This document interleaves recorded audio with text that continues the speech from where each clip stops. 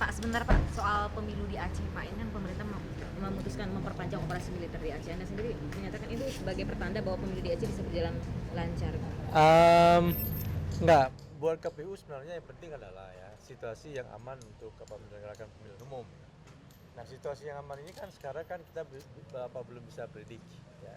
Kita lihat dah dalam beberapa bulan ke depan ini sampai kemana penguasa daerah militer itu bisa memberikan rasa aman kepada masyarakat untuk memungkinkan mereka ikut menyoblos. Ya.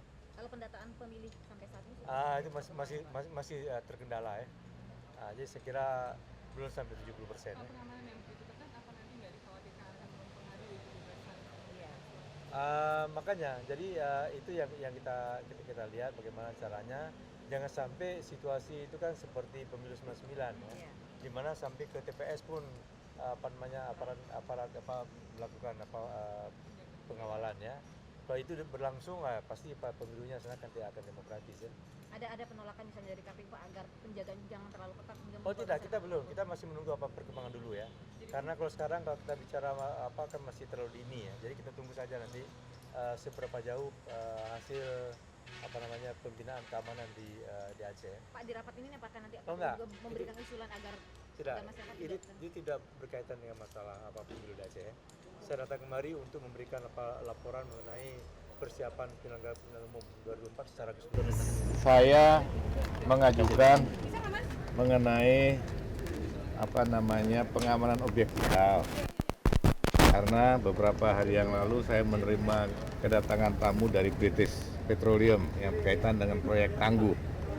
Ya, dia menanyakan siapa yang punya kewenangan mengamankan proyek Tangguh ini. Nah, pada saat tadi itulah kemudian saya mengusulkan agar memang kebijakan mengenai siapa yang bertanggung jawab terhadap pengamanan objek vital itu. Pada dasarnya, dalam keadaan situasi yang normal, maka kewajiban pengamanan itu ada di tangan kepolisian. Begitu, kecuali kalau memang ada suatu eskalasi peningkatan ancaman yang ancamannya itu kemudian sudah berada di luar kemampuan kepolisian untuk menangani akibat tingkat ancaman yang memang sudah sangat besar.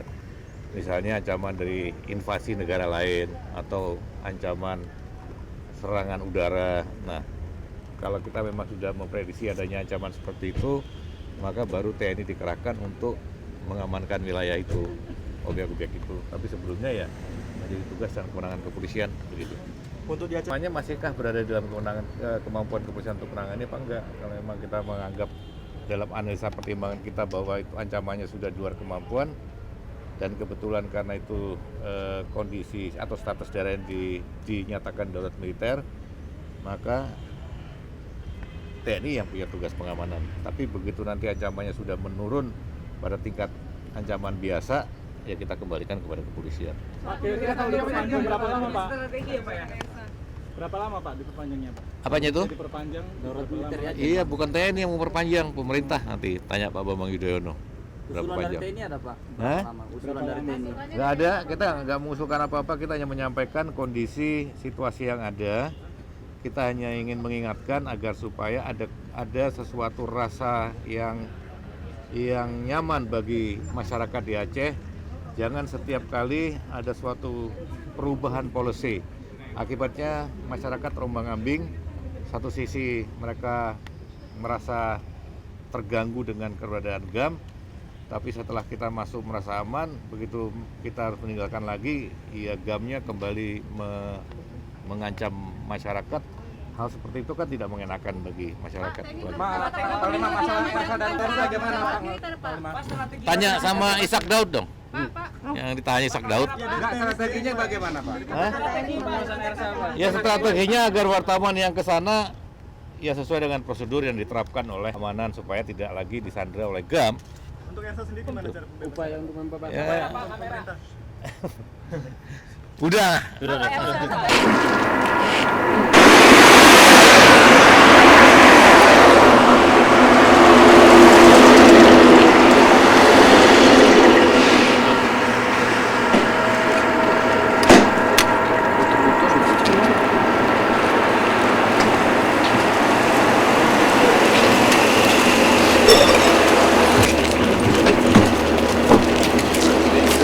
Publical Director dari Knafu Public Thinking pesawat.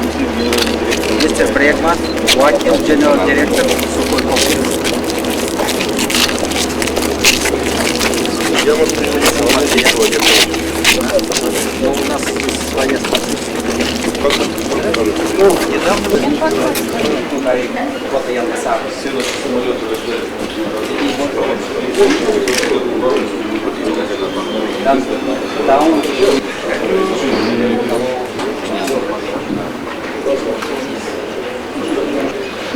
Yang Mulia Presiden Republik Indonesia dan Bapak Taufik Mas beserta rombongan. Selamat datang ke Oslo. Очень приятно, что сотрудничество между нашими странами развивается до с Министерством обороны данной возможности. Kami senang sekali bahwa kerjasama Мы делаем предложение, по которому мы делаем для Министерства обороны Индонезии. waktu pertemuan hari ini kami merencanakan menjelaskan kepada Presiden Republik Indonesia mengenai beberapa jenis pesawat yang ditawarkan untuk Republik Indonesia. Коротко познакомиться с характеристиками, познакомиться с самолетами, которые здесь стоят на стоянке. Secara pendek menceritakan mengenai teknik karakteristik utama pesawat Sukhoi ini dan juga memperlihatkan pesawat dua jenis pesawat ini sendiri di sini. И завершить эту демонстрацию Pesawat Sukhoi di sini. в Yang Mulia Presiden ya, setuju ya? Tidak ada tambahan ya. Прежде чем мы расскажем, Kami mulai boleh berkata pertemuan kita, kami mau menjelaskan bahwa Sukhoi sejarah Sukhoi All this features the great background of innovations in devising the multi-quality combat aircraft and continues to hold the job lead in this field.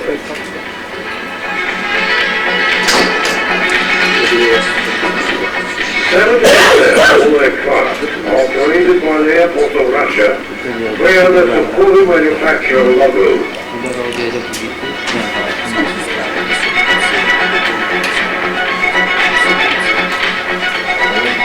These amazing aircraft were devised and built by the people who show the more than half a century way of the combat aircraft designers. The US work definitions the first for the first time in spring magic, the speed exceeding that of the sound more than 2 times.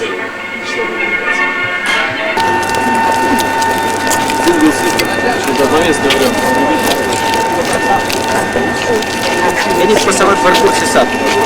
Pesawat berkursi satu. Ini boleh berkata pesawat walaupun fiziknya biasa berkursi satu sesudah upgrade. Yang Mulia Bapak Panglima bisa melihat kokpit pesawat ini sudah sesudah upgrade.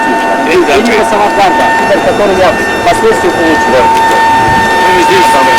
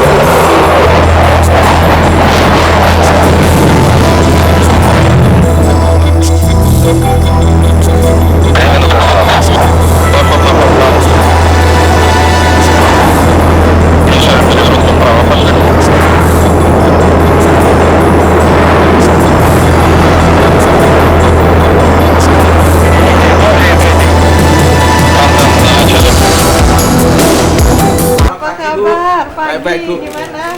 Baik-baik. Pagi Bu. Alhamdulillah pas banget ibu ngobrol saya. Loh, Bapak. Grup Surabaya. Saya Saya dari sana jadi saya ikut. Iya, lebih enak jadi banyak ngobrol. Ibu, kira ibu gak ada.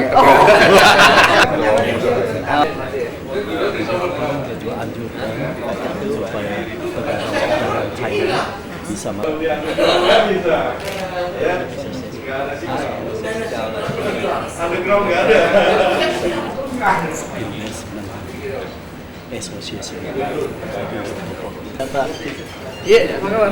Mereka berkembang pesat, kita harapkan banyak produk-produk kita dapat jual ke sana. Tapi pada saat yang sama memang kita ingin mengundang pengusaha-pengusaha di sana juga untuk investasi di Indonesia.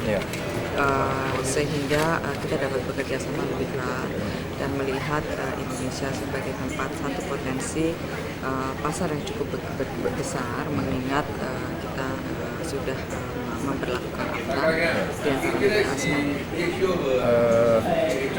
Produk Cina kan sudah banyak di sini. Kira-kira investasi apa lagi yang diharapkan?